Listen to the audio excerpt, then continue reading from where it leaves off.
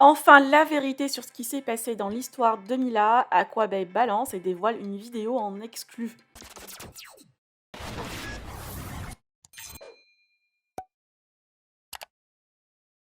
Que s'est-il passé à Mila pour qu'elle se retrouve en garde à vue? Y a-t-il eu réellement une altercation entre la candidate et l'agente SNCF? Hier, une contrôleuse a livré sa version des faits à une blogueuse via un audio et Marc Blatta a démenti ses propos en dévoilant ce qui s'est passé.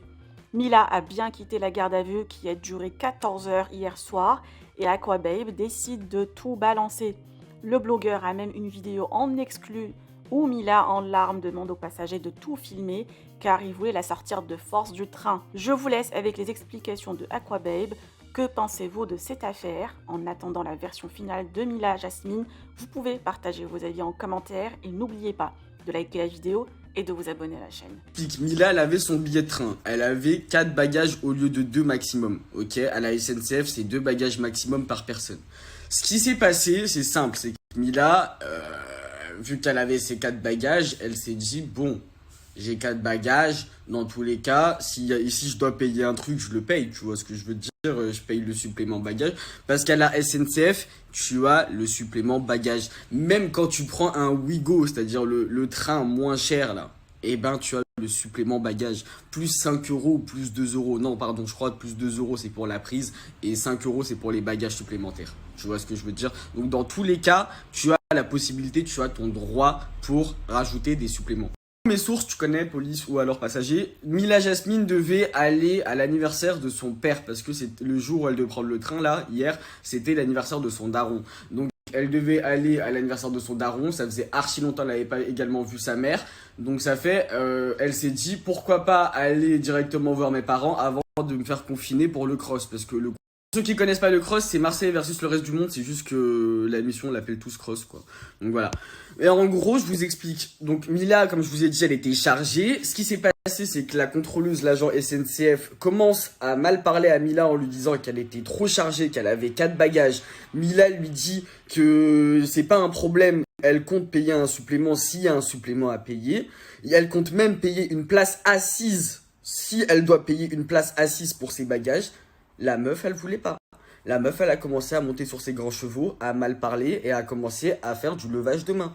De là, Mila commence à être choquée, elle commence à trembler, pleurer parce que c'est une histoire de fou. En fait, la meuf, elle commence à monter sur ses grands chevaux. Mila, elle self-control de ouf. Tout le monde commence à la filmer et tout. Ça commence à partir dans un délire un petit peu chelou, tu vois. De là, il y a les passagers, il y a même des agents SNCF qui commencent à raisonner la contrôleuse en lui disant ouais mais gros, elle a le droit de payer elle a le droit de payer en fait. Elle peut payer son supplément bagage. Tu vois, il y a le supplément bagage, elle peut payer. C'est pas comme si c'était 2 maximum et il n'y a pas de supplément. Elle pouvait payer. Elle avait la possibilité de payer. Sauf que la contrôleuse, elle a pas voulu. Elle a fait tout un cinéma parce que c'était Mila. Et là, Mila, vu qu'elle était dans son bon droit, elle est montée quand même dans le train avec ses bagages. Et dans tous les cas, si elle comptait payer un supplément, elle le payera. Et si elle doit payer une place, elle la payera. Sauf que la contrôleuse, non. Elle a porté le premier coup. Elle a commencé à agresser Mila Jasmine. Et c'est là que c'est parti en couille.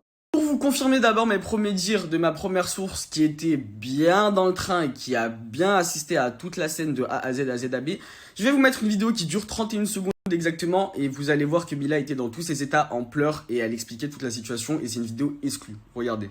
Agressé, filmez, filmez, on m'a agressé, on veut que je sorte du train. Filmez s'il vous plaît. Filmez, j'ai payé mon billet. Filmez s'il vous plaît. Non, je veux que les gens filment, on m'a agressé. On m'a agressé, on me demande de sortir du train.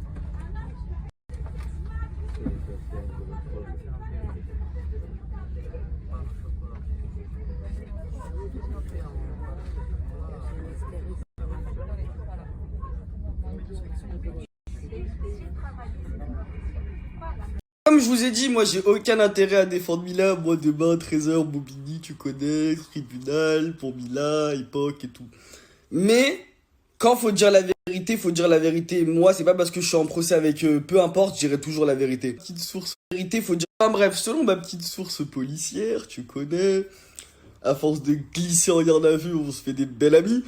Non, franchement, ce qui s'est passé, c'est qu'elle a fait 14 heures de garde à vue pour trouble à l'ordre public ainsi que agression envers un agent SNCF parce que ce qui s'est passé, c'est que l'agent SNCF pour anticiper toute polémique, elle a fait une propagande envers tous ses autres agents. Donc ils ont fait eux-mêmes fuiter l'information, déjà sur Instagram, sachez-le bien. Et ce qui s'est passé, c'est qu'ils ont commencé à mentir. Mais faut pas mentir, sachant que dans les gares, etc., il y a des caméras. Le service communication de la SNCF, je crois qu'ils vont pas trop aimer votre réaction de filmer vos collègues en disant non, c'est pas Mila, c'est Marie-Charlotte. Vous connaissiez très bien le personnage. Faut pas commencer à dire n'importe quoi sur les autres pages de blog. Hein. La vérité, c'est toujours